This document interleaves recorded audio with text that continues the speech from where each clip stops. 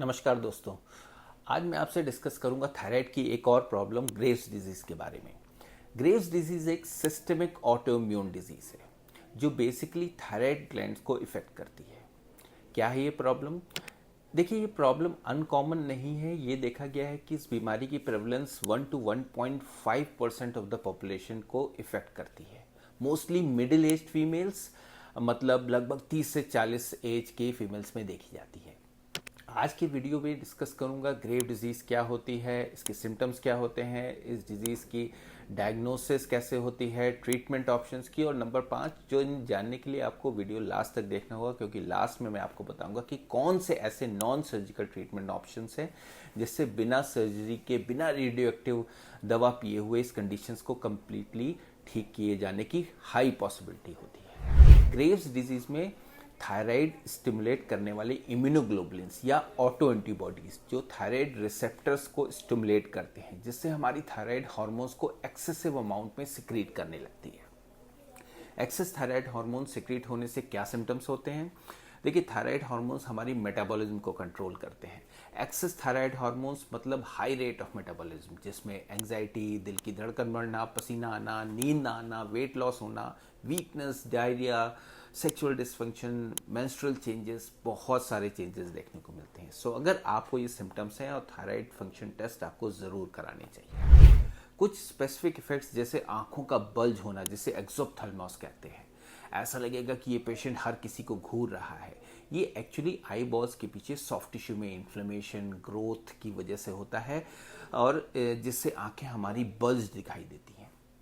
पैरों की बोन्स, जिसे टीबिया कहते हैं, उस पर कुछ पैचेस आना, जिसे प्री टीबियल मिक्सोडिमा कहते हैं, ग्रेव्स डिजीज के स्पेसिफिक सिम्टम्स हैं। डायग्नोसिस कैसे बनती है? डायग्नोसिस थायराइड फंक्शन टेस्ट से बनती है। थायराइड हार्मोन्स T3 और T4 लेवल्स हाई होते हैं, TSH लेवल बहुत लो होता है, और एंटीबॉडीज, जिनको TR एंटीबॉडीज कहते हुए हैं, ये इस ग्रेव्स डिजीज की डायग्नोस्टिक होती है। अब बात करते हैं ट्रीटमेंट ऑप्शंस की। एक्स्ट्रा थायराइड हार्मोन्स को कंट्रोल करने के लिए मेडिकल ट्रीटमेंट दिया जाता है, जिसमें carbimazole mostly commonly used medicine drug है। साथ में प्रोपेनॉल या बीटा ब्लॉकर्स दिए जाते हैं। ये दवाएं जब तक चलती हैं तब तक सिम्टम्स हमारे कंट्रोल में रखे जा सकते हैं।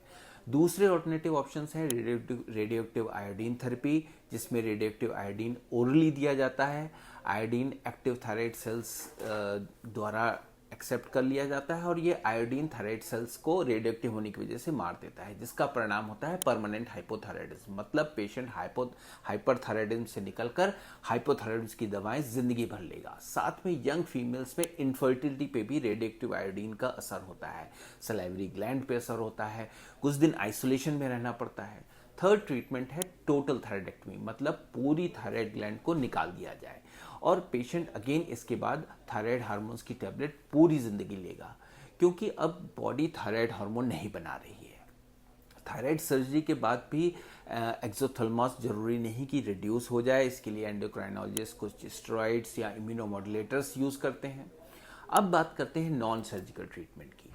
देखिए, रेडियो एक्टिव आयोडीन और थायराइडेक्टमी दोनों के अपने साइड इफेक्ट्स हैं, और सबसे बड़ी बात, दोनों ही कंडीशंस में पेशेंट हाइपोथायराइड स्टेट में चला जाता है। मेरे इस चैनल पे मैं कई वीडियो बना चुका हूँ जिसमें मैंने बताया है कि थायराइड की non cancerous conditions, thyroid nodules, multi nodular goitre, multi nodular toxic goitre के लिए थायराइड एब्लेशन, जिसमें एक नीडल से थायराइड नोड्यूल्स को जलाकर खत्म कर दिया जाता है।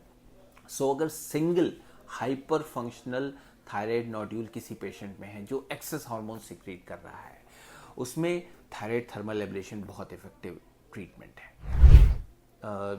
थायराइड और थायराइड आर्टरी एम्बोलाइजेशन, जिसमें एंजियोग्राफी के माध्यम से थायराइड की खून की नसों को बंद करके थायराइड के बड़े नोड्यूल्स को, even multi nodular toxic nodules को श्रिंक किया जा सकता है। और ऐसे पेशेंट्स में 80% चांसेस होते हैं कि हाइपरथायराइडिज्म की दवाएं बंद हो जाएं या सिग्निफिकेंटली कम हो जाएं। दोनों ही ट्रीटमेंट में कोई स्कार नहीं, वॉइस चेंज का रिस्क नहीं, रिस्क बहुत कम है, जनरल एनेस्थीसिया की ज़रूरत नहीं है, लाइफ लॉन्ग थायराइड रिप्लेसमेंट की ज़रूरत नहीं होती है, बहुत सारे बेनिफिट्स हैं।